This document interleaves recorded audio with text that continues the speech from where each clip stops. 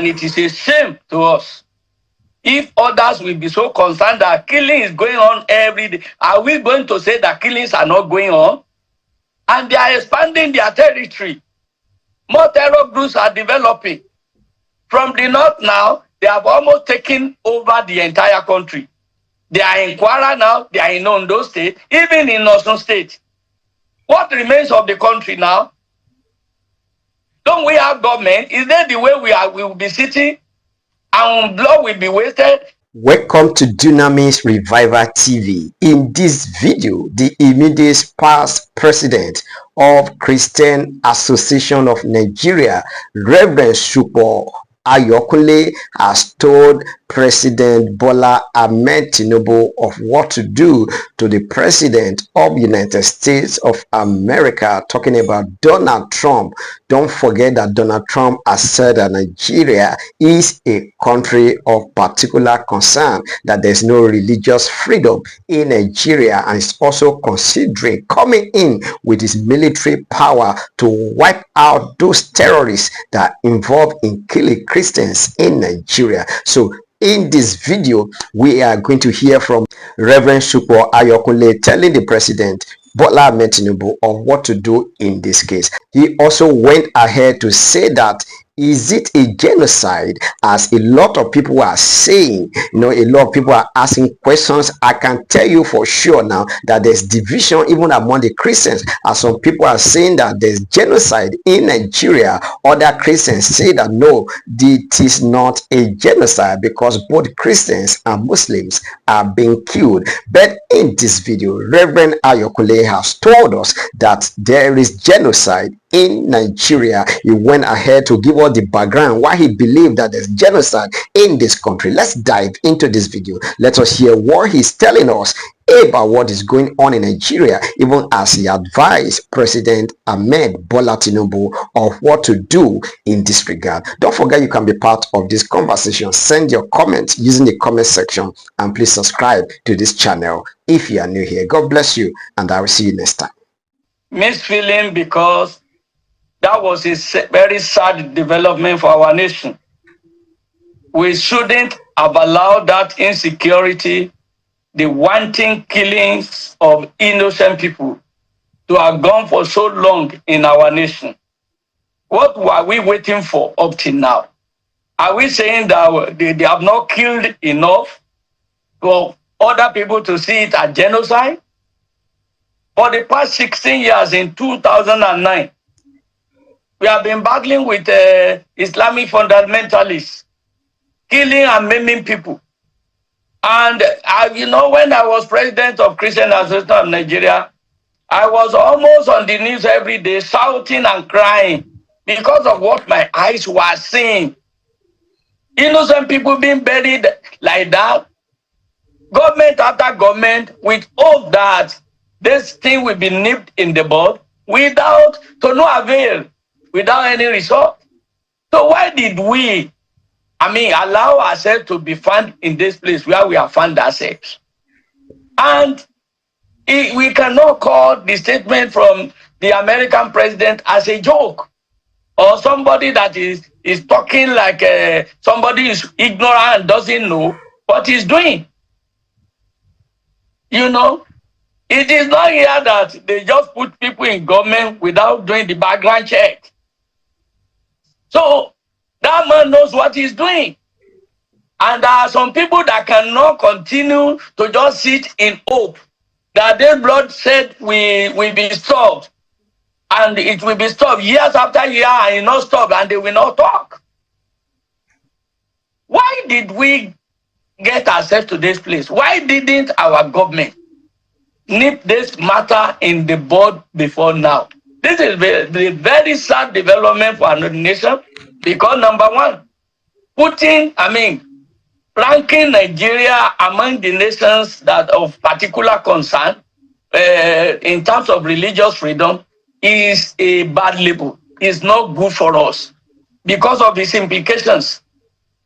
Certain aids may not come, certain military assistance may not come again, and this is a country that is not manufacturing major military hardwares. we depend on other nations, especially on United States of America. Why did we put ourselves in this place? To the extent that the man tagged Nigeria a disgraced country. Is that a good label? And the burden of responsibility is on our leadership. And we have also been crying and saying that if centralizing the security is not producing results, let's decentralize it. Why can't the government act, very quickly, promptly to address this matter? Innocent souls. There are some people that cannot cope. Just sit down and be looking at innocent life being wasted, as it is being done in Nigeria. And be patient. Government is working. But when shall we see this thing nipped in the bud? No matter what anybody is reading in today's situation that we have found ourselves with America, we caused it. If we stop the bloodshed today, America will not say what they are saying. Let's stop the bloodshed. What is hindering us? If you say it is not religious and the classification is wrong, is it good for the bloodshed to continue on economic basis or political grounds? Why can't we nip the killing in the bud? The souls of the people that died, really, they are so smarter. And this is what we are saying. With this labeling now, this country who will come and invest in a nation that is now going to be flexing muscle with America. It's like our country is not stable. And we know that. How many of us can travel a long distance from his house on road and we not fear we will not have the fear of vanishing, being kidnapped, being taken away, every ransom being paid? We are paid it because we had no alternative. Otherwise, just waiting on government promising that they will come, they will just snub life out of that person. We have lost people thinking that security people will intervene. We have lost people. And we cannot continue to be running the nation like this. It is the responsibility of government to provide security for people. And with this, we have not got. Most of these people in government also, how many of them travel on road by now? They fly. How many of us can afford flying all the time as they are flying? If they are not also using the government money, will they be able to afford flying as they are flying? Let's make our roads safe. The wretched of the earth, and they are the people being kidnapped on the road. Mm. Okay. We must put an end to this madness. Clearly. In the name of God, some people will just rise us up and be killing people. Which God? Which demonic God is that? That we tell them to be killing others. Okay. I am just sad when people say it's not genocide. What level will the killing reach before you know it's genocide? What level? No Nigerian wants that. And it is a shame to us. If others will be so concerned that killing is going on every day, are we going to say that killings are not going on? And they are expanding their territory. More terror groups are developing. From the north now, they have almost taken over the entire country. They are in Kwara now, they are in Ondo State, even in Osun State. What remains of the country now? Don't we have government? Is that the way we will be sitting and blood will be wasted on human grants, moral grants? Some nations can no longer be waiting on our government to be promising without delivering that they will bring an end to this matter. Let the president of Nigeria please reach out to Donald Trump, reassure him, and if there is any help that the government needs from the American government, let them request for it. They should not wait and allow the American government to bring their troop here.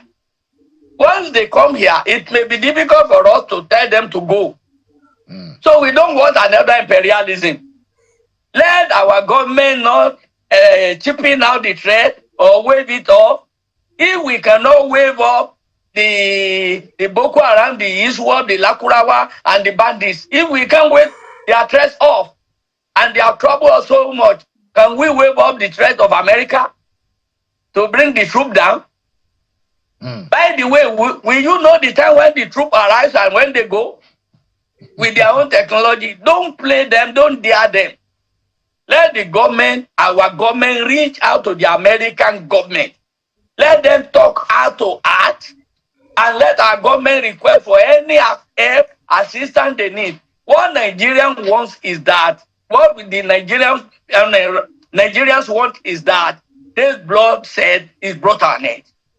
It's not the issue of whether it's genocide or no genocide. We know that it's genocide to us because it is the Muslims killing us, Muslim fundamentalists, and we don't deserve that. What are they killing us for? What? Okay. They said it initially, as I said in my interview about a week or two ago, that if they have not come out initially with the agenda that they want to replace Western system of government with Islamic, the Sharia in Nigeria, and if they have not given, they haven't given threat to the Christians in the north to vacate the north, if they hadn't said that anything on Islamic and anything that is Muslim critic, they are going to wipe away. If they have not said that, nobody will say that killing of Christians is a genocide. But that was the background they were coming from. And they have not come out to say any other thing. As I told you the other time, the split between, Boko Haram into two was because when Muhammad Yusuf died and Abubakar Shekau took over, he was killing both the Christians and the Muslims. And Boko Haram split into two. Some said, no, the agenda is to kill Christians, not to kill Muslims.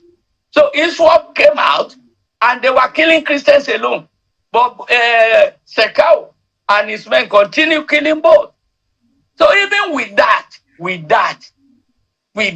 the original intention is to wipe away Christianity because they see Christianity as an ally of westernization of Western structure. They wanted to wipe away government because it was Western education, wipe away the church, wipe away the Christians. Are we infants? Didn't we hear ourselves? So that was the basis, and that is still the basis by which we are saying that killing of Christians is a genocide. Because it was deliberate, it was intended from the beginning. And they have not changed the idea.